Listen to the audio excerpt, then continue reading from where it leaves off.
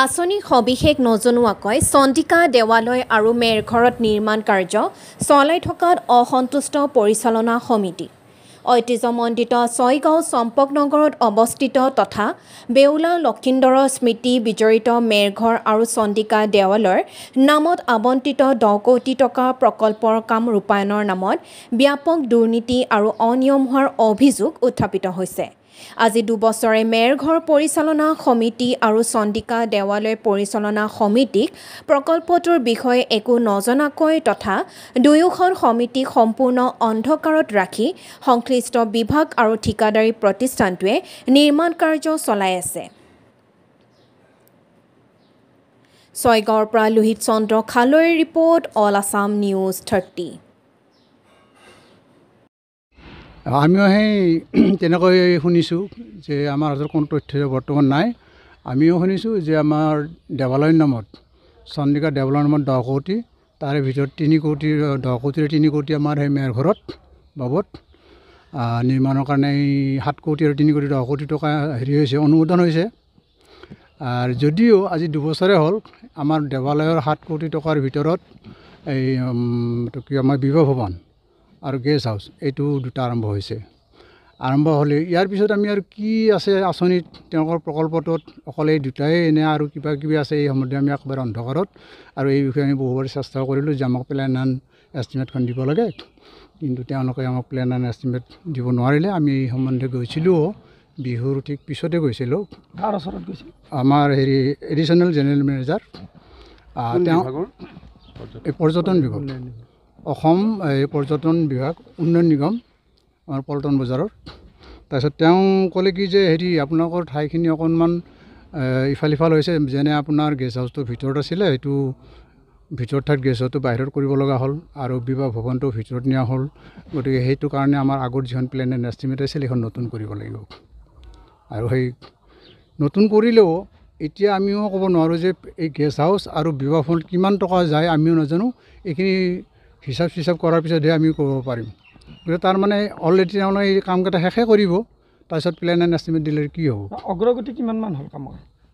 অগ্ৰগতি কিছু নোহোৱা নহয় হৈছে, হৈছে যদিও আৰু এটা কথা, আমাৰ যেনেকুৱা ধৰণে হ'ব লাগিছিল বৰ্তমান আমাৰ এই নিম্ন আমাৰ হেৰি আৰু সামগ্ৰীবিলাক কিছুমান নিম্ন মানদণ্ডৰ আমি দেখিবলৈ পাইছোঁ। যেনে শিলবিলাক আপোনালোকে প্ৰত্যক্ষ কৰিছে আৰু চাই ল'ব পাৰিব, মৰা শিল ব্যৱহাৰ কৰিছে। গতিকে নিম্নমানৰ সামগ্ৰীৰে নিৰ্মাণ কাৰ্য চলিছে।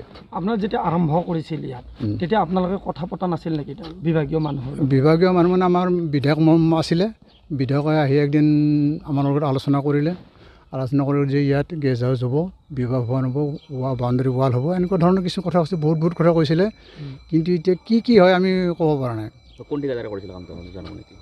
ঠিকাদাৰটো এতিয়া আমি নামটো গম পাইছোঁ, নীলোৎপল শৰ্মা। এই বিষয়ে বিধায়কক অৱগত কৰা হৈছিল নেকি? বিধায়কে নিজে আমাক কৈছিলে এইখিনি বস্তু হ'ব। কিন্তু ইয়াৰ পিছত আমি বিধায়কক ক'লোঁ যে আমি এই দুটাহে বনাই আছে, ইয়াৰ পিছত কি হ'ব আমি জানিব পৰা নাই। তেওঁ আৰু কৈছে হ'ব, মই মানুহখিনি আনি পেলাই আপোনাক বুজাই দিম গোটেইখিনি, এনেকৈ ক'ল। তেওঁৰ এতিয়া সময়ে নাই। এতিয়া আপোনাৰ মূল অভিযোগটো কি? ঠিকাদাৰ লগ পাইছে, মৰিদাৰ আমি মাতিছিলোঁ, ঠিকাদাৰো অহা নাই আৰু ইঞ্জিনিয়াৰো অহা নাই। আমি কৈছিলোঁ যে আমাৰ এই মানে হেৰিটোৰ বিবাহ ভৱনৰ সন্মুখভাগ কি হ'ব, ইয়াত আৰ্ট ফিল্ডিং হ'ব নে নহ'ব, কি ব্যৱস্থা হ'ব। এই আপোনাৰ মূল অভিযোগটো কি? মূল অভিযোগ মানে এই 7 কোটি টকাৰ ভিতৰত এই দুটাই হ'ব নে আৰু কিবা হ'ব, আমি সেইখিনি জানিব লাগে। প্লেন এণ্ড এষ্টিমেট জানিব লাগে আমি।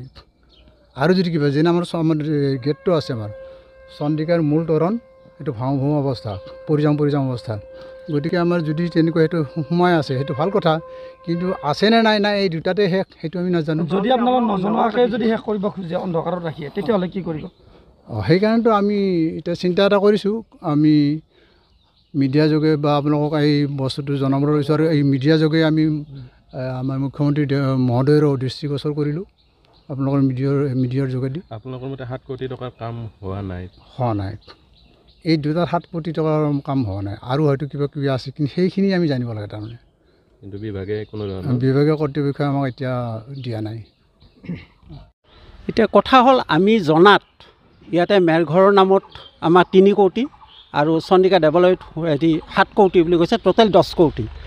এতিয়া এই 3 কোটি টকাৰ তেওঁলোকে কেনেকুৱা ধৰণৰ এষ্টিমেট প্লেন এষ্টিমেট এইটো আমি বৰ্তমানলৈকে একো জনা নাই আৰু যিখিনি কৰিছে এইটো বিল্ডিংটোৱে আমাৰ বৰ্তমান চলি আছে ইয়াৰ নেক্সট আকৌ কেনেকুৱা ধৰণৰ কি প্লেন এষ্টিমেট আছে সেইমতে কি হ'ব সেইটো আমাক আজিলৈকে অৱগত কৰা নাই তেওঁলোকৰ ফালৰ পৰা গতিকে আৰু সেইটোৱে অকল নহয় আমি তেওঁলোকৰ ইঞ্জিনিয়াৰ কোন থ্ৰুদি বা ঠিকাদাৰ কোন তাকো সেইটো আমি আজিলৈকে জনা নাই আৰু শুনামতে আমি গম পাইছিলোঁ যে নীলোৎপল শৰ্মা তেখেতৰ আণ্ডাৰত এই কামটো চলি আছে আৰু আমি পাই আছোঁ সদায় মহৰীজনক আৰু তেখেতক কওঁতে কৈছে কি যে মই এইবিলাক বিষয় নাজানো মাত্ৰ এইটোৱে জানো ঘৰটোৰ বিষয়